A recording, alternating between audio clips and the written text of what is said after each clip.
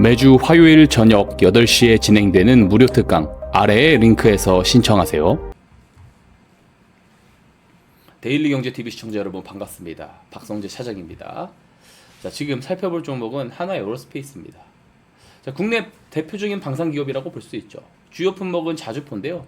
여러분들도 다 잘 아시는 K나운 자주포 그리고 천무 로켓이 바로 이 하나에어로스페이스 손에서 나온다라고 보시면 됩니다. 지금 미국과 이란 종전 이야기가 나오는데 왜 뜬금없이 방산이냐 하실 수도 있어요. 근데 짧은 시계열로 보자라고 하는 게 아니고 이 좋은 가격은 어떻게 산정해 볼 수 있을까에 대해서 이야기를 해보고자 가지고 나왔습니다. 우선 하나에어로스페이스의 1년봉 차트를 봐야 되는데요. 하나에어로스페이스 1년봉 차트를 보면 작년에 많이 올랐죠. 작년에 200% 가까이 올랐어요. 그러니까 종가 기준으로는 197% 올랐는데 이게 이제 올해는 고점 기준으로는 79%의 상승이 나왔고 지금은 이제 빠져가지고 17%대까지 내려와 있는 상황이에요. 이거를 코스피 지수랑 같이 한번 비교를 해볼까요? 비교를 해보면은 코스피 지수가 작년에는 덜 올랐습니다. 그러니까 하나에어로스페이스가 작년에는 코스피보다 아웃퍼폼을 했는데 올해는 언더퍼폼 중이라고 볼 수가 있다라는 것이죠. 지금 상황에서 살펴봐야 될 내용들이 지금 시점에서 굉장히 많은데요. 그래서 기사 내용을 하나 보겠습니다. 지금 증권가에서도 미국과 이란의 종전이 오히려 방산주에 좋을 수 있다 이런 이야기를 하고 있어요. 그러니까 이거를 전쟁이 끝났으니까 방산주 모멘텀은 끝났어라고 하는 되게 굉장히 표면적인 해석을 하면은 안 된다라는 거예요. 그러니까 지정학이라고 하는 이 큰 그림에서 맥락을 이해하실 필요가 있습니다. 자, 이번 사태로 인해서 방공망과 방위 체계를 더 단단하게 해야 된다라는 것을 모두가 느꼈을 거잖아요. 특히 중동 국가들은 더 그럴 겁니다. 자, 전쟁이 끝나가지고 정세가 안정이 되면은 그동안 안보 불확실성 때문에 지연시켰었던 방공망 다층화 사업을 해야 되고요. 그죠? 뿐만 아니죠. 지상무기 현대화 예산도 가장 먼저 집행을 해야 됩니다. 자, 이번 중동 사태에서 UAE라든지 사우디에 배치된 한국산 천궁2 이게 탄도탄 유격률을 96%를 또 증명을 했죠. 그래서 사우디랑 이라크에 이어서 쿠웨이트랑 카타르까지도 이렇게 또 추가적인 발주가 나올 수 있다. 이런 내용이 나왔기 때문에 얼마 전에 LIG 디펜스 앤 에어로스페이스가 굉장히 강하게 올라갔던 거예요. 자, 그리고 이번 지정학 리스크는 여러 이제 커다란 이번 전쟁은 이 지정학 리스크라고 하는 이 큰 그림, 이 큰 그림의 하나의 전쟁인 거지 전체는 아니거든요.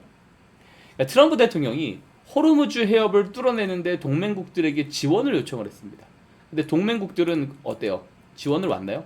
올 수가 없죠. 그래서 각자 도생의 시그널을 던졌습니다. 이후에 트럼프 대통령이 어떤 이야기를 하고 있어요? 나토를 탈퇴하겠다. 혹은 실제로 일부 동맹국의 주둔 미군 후퇴를 실제로 이행하는 그런 절차들을 밟고 있는 상황이죠. 그러니까 전반적으로 이제 이 흐름이 미국 우선주의에 기반해가지고 미국의 개입이 글로벌 세계 경찰 역할에서 축소하는 방향의 흐름으로 이제는 가고 있는 겁니다. 리슈어링 정책도 그 방면 중에 하나예요. 이제 우리는 각자 도생하자라는 겁니다.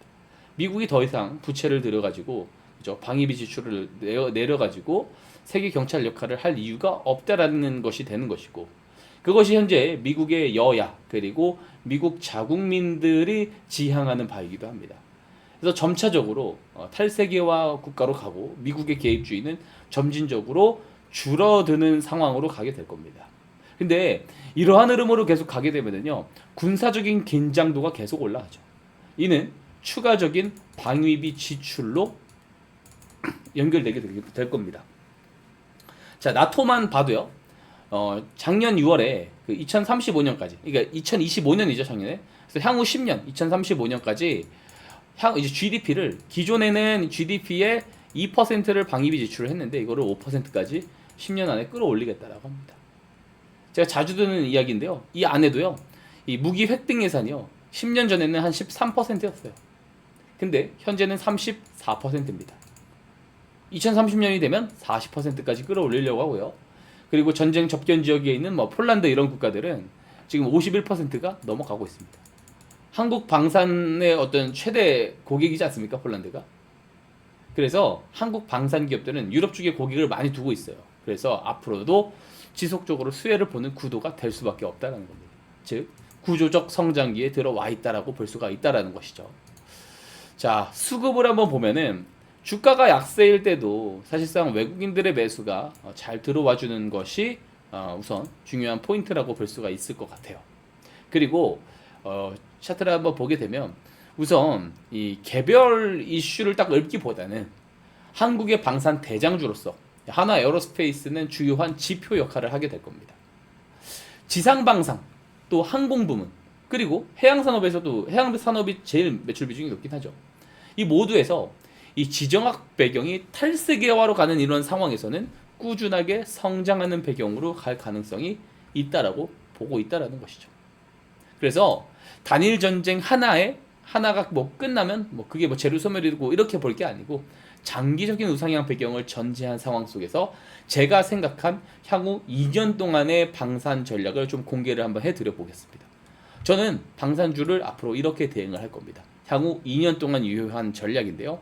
하나 에어로스페이스를 주요 지표로 두는 겁니다. 그래서 하나 에어로스페이스가 포워드 PER이 25배나 25배 근처로 떨어진다. 그러면 저점으로 인식하고 매수 포지션을 늘린다. 이게 첫 번째고요. 그리고 35배로 간다. 35배로 올라간다 하면은 단기 과열 구간이라고 보고 비중을 축소한다. 요게 향후 2년 동안 제가 지속할 전략이라고 볼 수 있습니다. 그래서 최근에 주가가 25배 근처 왔어요. 지금 28배인데 떨어져 줘가지고 제가 그래서 인터뷰 촬영해서 한번 다뤘거든요. 그래서 지금도 보면은 당장에는 안 올라갈 수 있습니다. 그죠? 더 오랫동안 조정이 나오고 기간 조정, 횡보가 이어질 수 있겠습니다만 뭐 28배의 현재 포워드 PER 수준은 나쁘지 않은 가격이다라는 생각을 하고 있다라는 것입니다.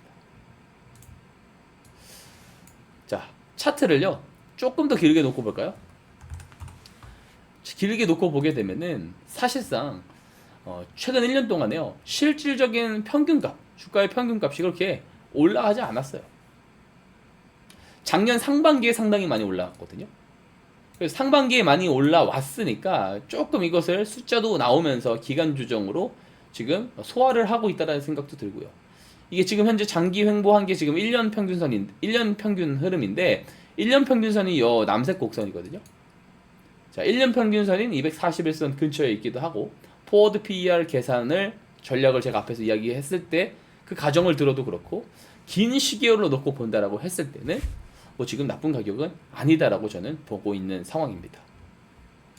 자, 하나 에어로스페이스에 대해서 제가 여러 자료들을 기반으로 해가지고 더 디테일한 전략에 대한 부분들을 특강에서 한번 이야기를 다뤄보려고 합니다. 매주 화요일 저녁 8시마다 온라인 특강을 진행하고 있는데요. 이 영상 고정 댓글에 특강 신청 링크 남겨놓았으니까 링크 타고 들어오셔서 특강 신청해 주시기 바랍니다. 신청해 주신 분들에게는 특강 당일에 이 비공개 특강 라이브 안내를 도와드릴 예정입니다. 자, 도움 많이 되셨다면 영상 좋아요와 구독 한 번씩 눌러주시고요. 많은 참여 바라겠습니다. 감사합니다.